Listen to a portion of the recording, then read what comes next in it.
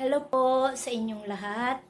Ako po si Jay Magarfi. Nag-aanyaya po sa inyo na panoorin niyo po ang OHC video sapagkat kung kayo po ay may mga katanungan at medyo naguguluhan, lalong-lalo na po sa patungkol sa Torah, dito po masasagot ang inyong mga katanungan. Ituring niyo po itong blessing sa inyo kung kayo po ay nakaunawa at nasiyahan sa inyong panonood sapagkat para sa akin po, ito po ay biyaya sa akin sapagkat dito nasagot ang lahat ng aking katanungan at ang gumugulo sa aking isipan.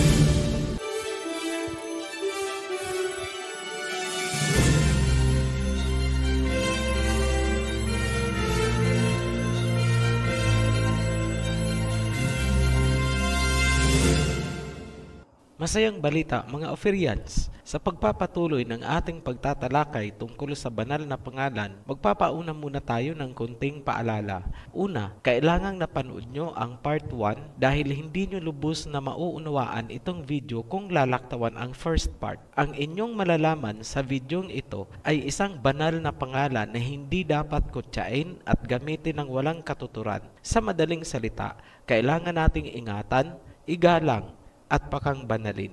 Nasusulat sa Biblia na walang kapatawaran sa sinumang magkakasala laban sa Holy Spirit.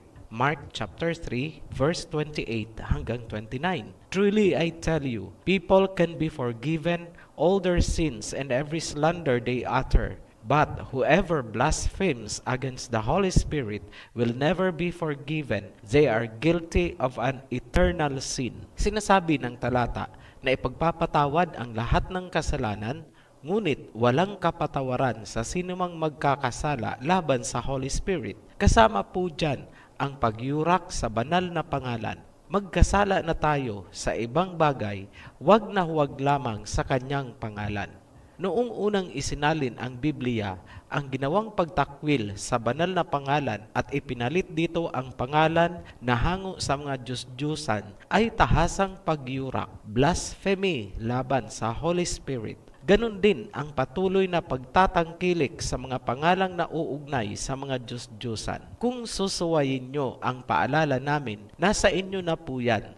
Wala na kaming pananagutan. Kung itong inilalahad namin ay hindi katanggap-tanggap sa inyong kalooban, mangyari lamang na humayo na lang kayo ng mapayapa. Kapag alam nyo na ang tunay na pangalan, alalahanin nyo itong paalala sa Exodus chapter 23 verse 13. Be careful to do everything I have said to you. Do not invoke the names of other gods. Do not let them be heard on your lips. Mahigpit ang bili ng Ama sa kanyang mga tao. Huwag tatawag sa ibang pangalan na hango sa mga Diyos-Diyosan, ni hindi daw dapat marinig sa kanilang mga labi. Matapos naming ilahad ang aming nalalaman, nasa inyo na ang pagpapasya. Kung doon pa rin kayo sa pangalan na ipinalit ng mga hintil, kayo na ang bahala. Mamili kayo. Pangalan ng mga Diyos-Diyusan ang itatawag nyo sa may likha, o ang pangalan na kanyang ibinigay sa ating mga pinakaninuno, mga Hebrew Shemites. Ngayon, kung hindi ka pa handa na tanggapin ang tunay na pangalan ng Ama at ng Mesaya dahil hindi mo kayang talikuran ang minanamong katuruan mula sa mga hintil, huwag mo nang ituloy ang panunood nitong video. Ituloy mo na lang kung ano ang gusto mo. tapos na ang responsibilidad naming ipaalam ito sa inyo. Sinasabi sa Revelation chapter 22 verse 11, hayaan na ang mga baluktot na magpakabaluktot at ang mga matuwid ay lalong magmamatuwid. Ituloy natin ang pagtatalakay. Ano ang tamang bigkas ng pangalan ng Ama na YHWH? Ang original Paleo-Hebrew ay walang mga vowels na nakasaad. Kaya nga, sinabi ng mga scholars noon na hindi raw ito mababasa o hindi mabibigkas. Ngayon, bakit ganun ang kanilang sinasabi? Kasi ang ginagamit nilang alphabet ngayon ay Masoretic Modern Hebrew, taliwas sa ginagamit ni Moses na Paleo-Hebrew na ating ipinaliwanag sa unang bahagi nitong video. Ngayon, paanong nasira ang Paleo-Hebrew ni na Moses? Sino ang nakialam? Kung napanood ninyo ang Creation series at Babylon series, saka nyo palang mauunawaan ang malalim na motibo sa likod nitong mga pangyayari. Ang sumira sa Paleo-Hebrew ay ang Mystery Babylon na sinasabi din sa Book of Revelation. Paano nila ginawa? Ipinasok nila ang Nikud sa Paleo-Hebrew, kaya nagbago ang mga vocalization at nawala ang mga kahulugan ng mga salita. Ginawa nilang Babel ang Biblia. So ano itong Nikud? Ang Nikud ay isang system of vowels na inimbento ng mga Babylonian Masoretes at ito ay ipinasok nila sa mga manuscripts mula sa Paleo-Hebrew. Itong nakikita nyong maliliit na tuldok na pula at blue ay mga Nikud gawa ng mga Babylonians. Ang mga tuldok na yan o Nikud ay wala sa original na Paleo-Hebrew ni Moses. Dahil dyan, malaki ang ipinagbago ng Hebrew vocalization. Kung bubuhayin mo si Moses at dadalhin mo ngayon sa Israel, hindi na siya makakaintindi. Malayong malayo na ang salitang Hebrew ngayon sa salita nila noon. Itong mga Masoretes na nakapwesto sa Babylon, Tiberia at Jerusalem ang tinatawag sa Biblia ng mga scribes or iskriba. Kalahi yan ng mga sumakop sa Israel ni Jacob. Na-hijack nila ang Hebrew alphabet at ang Torah ng Israel. Ngayon nyo malilinawan ang pinaghuhugutan ng galit ng Misaya sa mga eskribas at pariseyos. Ipinasok kasi nila sa Torah ang Babylonian system. Paano ba ang pagbabasa o vocalization sa Masoretic Modern Hebrew? Ang pagbabasa ay mula sa kanan papunta sa kaliwa. Sa example na nakikita nyo, ang unang text mula sa kanan ay katumbas ng ating letter H. Ang sumunod papuntang kaliwa ay ang W. Pansinin nyo na ang W ay nagiging vowel ang tunog depende kung saan nakaposisyon ang tuldok. Kapag ang tuldok ay nasa ibabaw ng W, ito ay nagiging O, kaya ang basa ay ho. Kapag ang tuldok ay nasa kalagitnaan ng W, ito ay nagiging U, kaya ang basa ay nagiging hu. Kapag naman nasa ibaba, ito ay nagiging E, kaya ang basa ay he. Same rule na po yan across the alphabet, maliban lang sa dalawang exemption, ang Aleph at ang Ain o Ayin. Ngayon, ang original Tetragrammaton inscription sa Paleo-Hebrew ni Moses ay walang vowels, kung kaya noong nag-transliterate sila mula sa Paleo-Hebrew papunta sa Modern Hebrew, ginamit nila ang Yod, Hey, Waw, Hey, kung saan ang W ay naging consonantial vowel na pwedeng maging tunog ng O, U, at I. Dahil dyan, naglabasan ang mga bigkas na gaya ng Yahweh, Jehovah, Yehovah, Yehovah, at Yahuwah, at saka Yahweh, at kung ano-ano pang vocalization. But, strictly speaking, ang Paleo-Hebrew ni Moses ay walang tunog na I, O, at U, at mas lalong walang tunog ng letter J. Pasensya na po sa mga natamaan, pero huwag kayong masasaktan. Alam naman namin na kaya kayo nakarating dito Dahil sa inyong paghahanap ng katotohanan, alam namin ang sincerity ninyo. Sa makatuwid, nasira o nawala ang tunay na vocalization ng YHWH dahil sa Babylonian system na ipinasok nitong mga tinawag ng Misaya sa Matthew na brood of vipers. Bago tayo tumuloy sa vocalization ng YHWH, bigkasin muna natin ang Hebrew alphabet gamit ang Paleo-Hebrew vocalization. Ang bigkas ng Paleo-Hebrew ay kagayang-kagaya ng abakadang Pilipino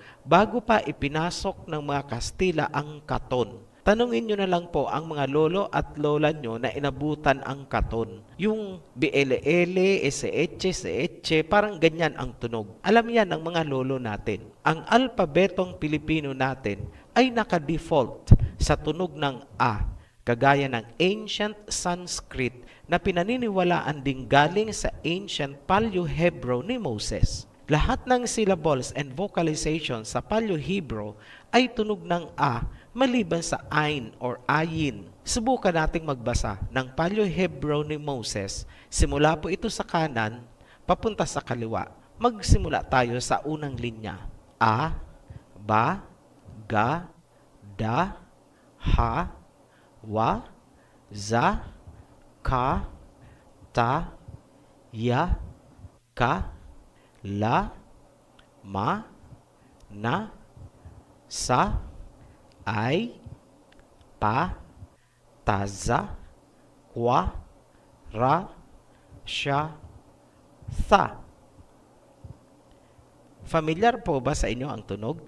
Ngayon, alam nyo na kung bakit sinabi ni Father Chirino na may obscurity ng salitang Hebrew ang lingwahe nating mga Ophirians. Marami tayong salita ngayon na nag-uugat sa Paleo-Hebrew tulad ng salitang Asaya sa Bicol at Samar.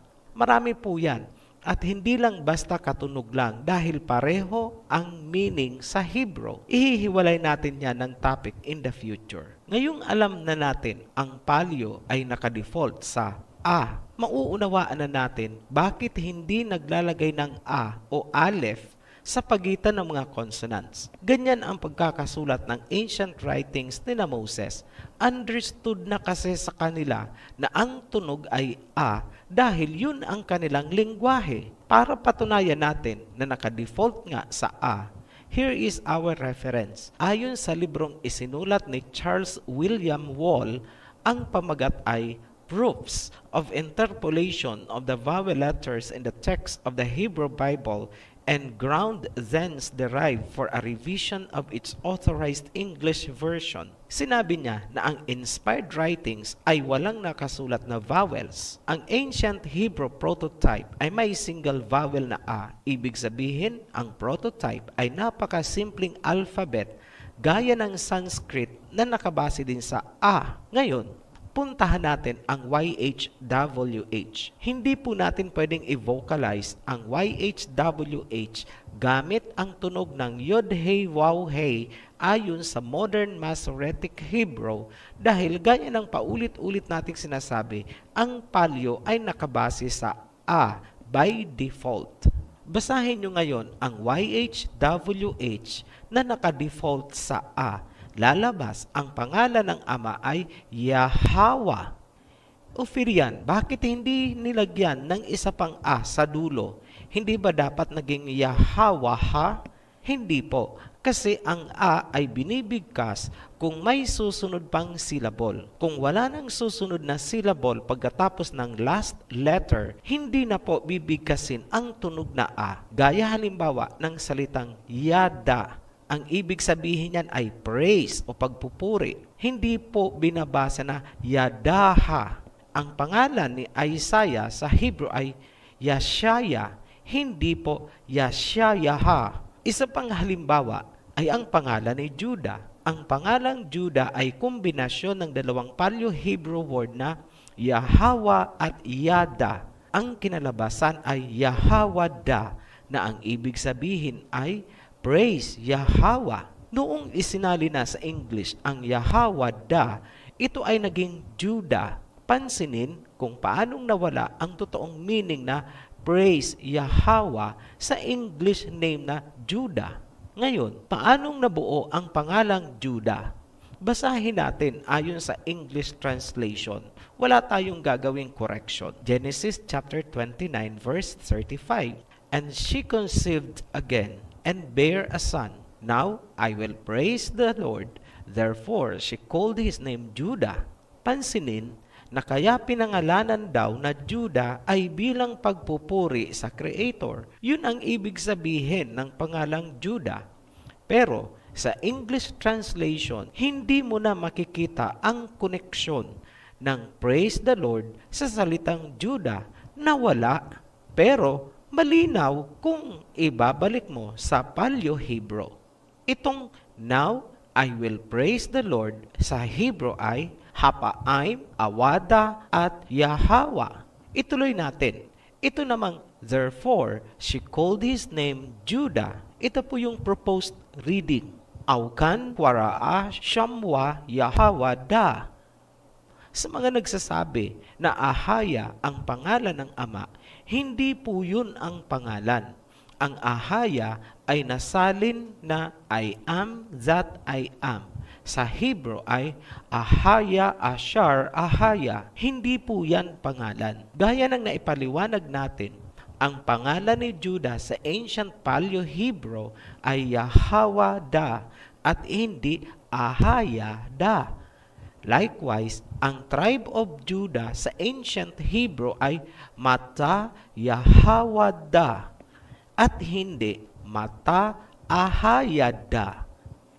Ngayon, ano ang ibig sabihin ng Yahweh? Ang Hawa sa ancient Hebrew ay isang verb na ang ibig sabihin ay to exist. Sa Strong's Hebrew Lexicon, na kahulugan ng Tetragrammaton, ang sabi ay the existing one. Pansinin nyo na may nakalagay sa bandang ibaba na unpronounced except for the vowels. Yan po ang sinasabi nating hindi nila mapopronounce gamit ang Babylonian Masoretic system. Ngunit napakadali kung gagamitin ang Paleo alphabet na mula sa panahon ni Moses. So klarado na po tayo, ang pangalan ng Ama ay Yahweh, hindi Yahweh, hindi Jehovah, hindi Ahaya, hindi Yahuwah, at mas lalong hindi Jesus Christ. Lahat yan ay Babylonian Masoretic na bigkas.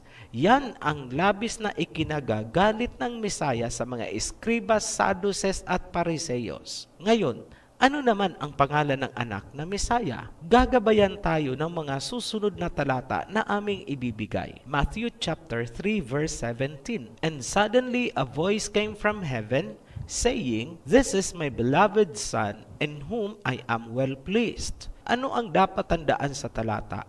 Sinabi ng Ama na ang Mesaya ay kanyang anak. Sa John chapter 5 verse 43 naman, ganito ang salita ng Mesaya. I have come in my Father's name, and you do not accept me. But if someone else comes in his own name, you will accept him. Sinabi ng Mesaya, pumunta ako dito sa pangalan ng aking Ama, ngunit hindi ninyo ako tinanggap. Pero kapag may dumating sa ibang pangalan, siya ang inyong tatanggapin. Prophetic po ito, mismong galing sa salita ng Mesaya na may darating na fake o peke na Mesaya. May ibang pangalan at yun ang tatanggapin ng mga tao. Yan ang Mesaya ng mga Gentiles. John chapter 10 verse 30. I and the Father are one. Ako at ang Ama ay isa. Hindi ibig sabihin na ang Ama ay siya ring ang anak at ang anak ay siya rin ang Ama.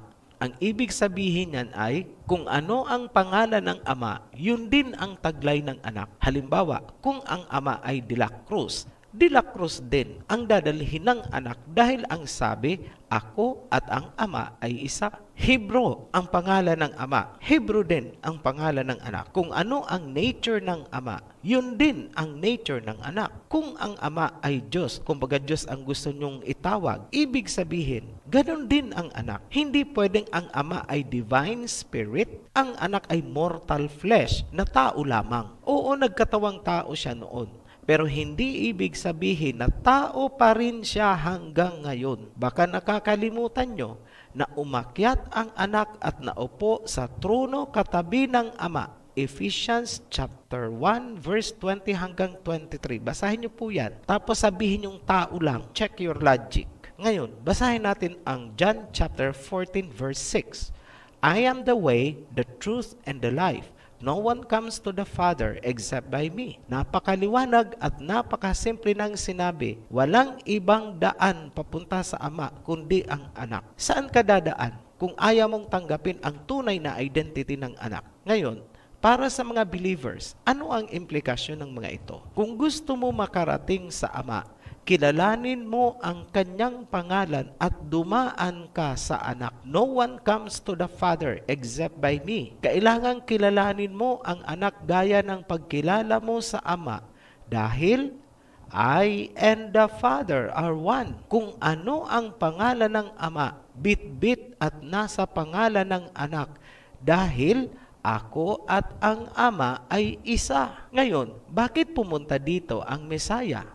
Isang rason upang ipakilala o i-reveal ang Ama. John chapter 17 verse 25 hanggang 26. Righteous Father, though the world does not know you, I know you, and they know that you have sent me. I have made you known to them. Maliwanag na sinasabi ng talata, ang adhikain ng anak ay ipakilala o i-reveal ang Ama sa mundo. Bahagi ng pagpapakilala ay ang pagre-reveal ng pangalan. Bakit kailangang makilala ng mga tao ang pangalan ng Ama? Acts chapter 4 verse 12.